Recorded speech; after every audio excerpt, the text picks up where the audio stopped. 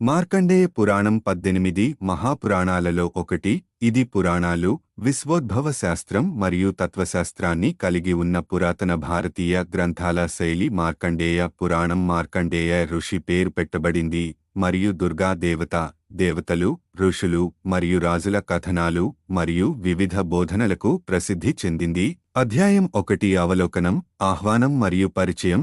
మొదటి అధ్యాయం తరచుగా దైవానికి ప్రార్థనతో ప్రారంభమవుతుంది. టెక్స్ట్ యొక్క విజయవంతమైన పఠనం మరియు గ్రహణ శక్తి కోసం ఆశీర్వాదాలను కోరుకుంటుంది. దీని తర్వాత కథకుడు మరియు ఉపన్యాసంలో పాల్గొన్న ప్రాథమిక పాత్రల పరిచయం ఉంటుంది. మార్కండేయ పురాణంలో మార్కండేయ మహర్షి ప్రధాన కథకుడు. జైమిని మరియు మార్కండేయుల మధ్య సంభాషణ. జైమిని మహర్షి మరియు మార్కండేయ మహర్షి మధ్య జరిగిన సంభాషణ. జైమిని వ్యాస ఋషి శిష్యుడు, మహాభారతం యొక్క సంకలనకర్త. వివిధ తాత్విక మరియు వేదాంత విషయాలకు సంబంధించిన ప్రశ్నల పరంపరతో మార్కండేయుడిని సంప్రదించాడు. ఈ సంభాషణ నిర్మాణం పురాణ సాహిత్యంలో ఒక సాధారణ సాహిత్య పరికరం. కథలు మరియు బోధనలను విప్పడానికి ఉపయోగిస్తారు. జైమిని ప్రశ్నలు. జైమిని అనేక లోతైన ప్రశ్నలను సంధించారు వంటి అంశాలపై జ్ఞానాన్ని కోరుకుంటారు. ధర్మం యొక్క స్వభావం, ధర్మం మరియు అధర్మం, అధర్మం, ప్రాచీన రాజులు మరియు ఋషుల కథలు, విశ్వం యొక్క సృష్టి మరియు రద్దు, దుర్గాదేవి యొక్క వ్యక్తీకరణలు మరియు పనులు. ఈ ప్రశ్నలు తదుపరి అధ్యాయాలలో అనుసరించే వివరణాత్మక కథనాలు మరియు బోధనలకు వేదికను ఏర్పాటు చేస్తాయి. మార్కండేయ మహర్షి స్పందన. మార్కండేయ జైమిని ప్రశ్నలకు వివిధ కథలు మరియు ఉపన్యాసాలు చెబుతూ సమాధానమిస్తాడు. అతను విశ్వానికి ఆధారమైన విశ్వోద్భవ శాస్త్రం మరియు అధిభౌతిక భావనలకు సంక్షిప్త పరిచయంతో ప్రారంభిస్తాడు. ఇది సమయం యొక్క చక్రీయ స్వభావం, 4 యుగాలు, యుగాలు మరియు సృష్టి, సంరక్షణ మరియు విధ్వంసం యొక్క ప్రక్రియలపై చర్చలను కలిగి ఉంటుంది. విశ్వోద్భవ శాస్త్రం మరియు సృష్టి. మార్కండేయ బ్రహ్మ, సృష్టికర్త, విష్ణువు, సంరక్షకుడు మరియు శివుడు, విధ్వంసకుడు పాత్రలను వివరిస్తూ విశ్వం యొక్క సృష్టి యొక్క వివరణాత్మక వృత్తాంతాన్ని అందించాడు. విశ్వం సృష్టి మరియు రద్దు, ప్రళయ యొక్క ఆవర్తన చక్రాలకు ఎలా గురవుతుందో అతను వివరిస్తాడు.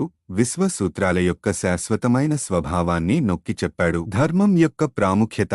మొదటి అధ్యాయంలోని ప్రధాన అంశాలలో ఒకటి ధర్మం యొక్క ప్రాముఖ్యత. మార్కండేయ ధర్మబద్ధంగా జీవించడం మరియు ఒకరి విధులకు కట్టుబడి ఉండటం యొక్క ప్రాముఖ్యతను నొక్కి చెప్పారు. సామరస్యపూర్వకమైన సమాజానికి అవసరమైన నైతిక మరియు నైతిక విలువలను ఎత్తిచూపుతూ ధర్మాన్ని మూర్తీభవించిన పురాతన కాలం నాటి ఆదర్శప్రాయమైన వ్యక్తుల కథలను ఆయన వివరించారు. దుర్గాదేవి పరిచయం.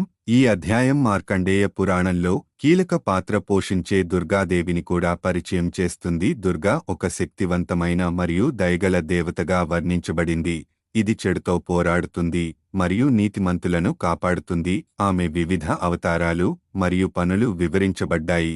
తదుపరి అధ్యాయాలలో మరింత వివరణాత్మక కథనాలకు వేదికను ఏర్పాటు చేసింది. తాత్విక బోధనలు. పౌరాణిక కథనాలతో అల్లినవి. ఆత్మ యొక్క స్వభావం, ఆత్మ, కర్మ భావన, చర్య మరియు దాని పర్యవసానాలు మరియు మోక్షం, విముక్తి వంటి అంశాలపై తాత్విక బోధనలు. మార్కండేయ ఆధ్యాత్మిక విముక్తిని సాధించడంలో భక్తి మరియు జ్ఞానం యొక్క ప్రాముఖ్యతను నొక్కి చెప్పాడు. అధ్యాయం 1 ముగింపు.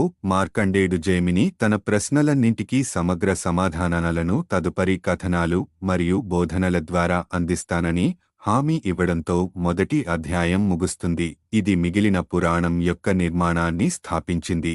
ఇక్కడ ప్రతి తదుపరి అధ్యాయం మొదటి అధ్యాయంలో ప్రవేశపెట్టిన ఇతివృత్తాలను విశదీకరించే నిర్దిష్ట కథలు మరియు ఉపన్యాసాలను పరిశోధిస్తుంది. సారాంశం. మార్కండేయ పురాణంలోని 1వ అధ్యాయం మొత్తం వచనానికి పరిచయంగా పనిచేస్తుంది.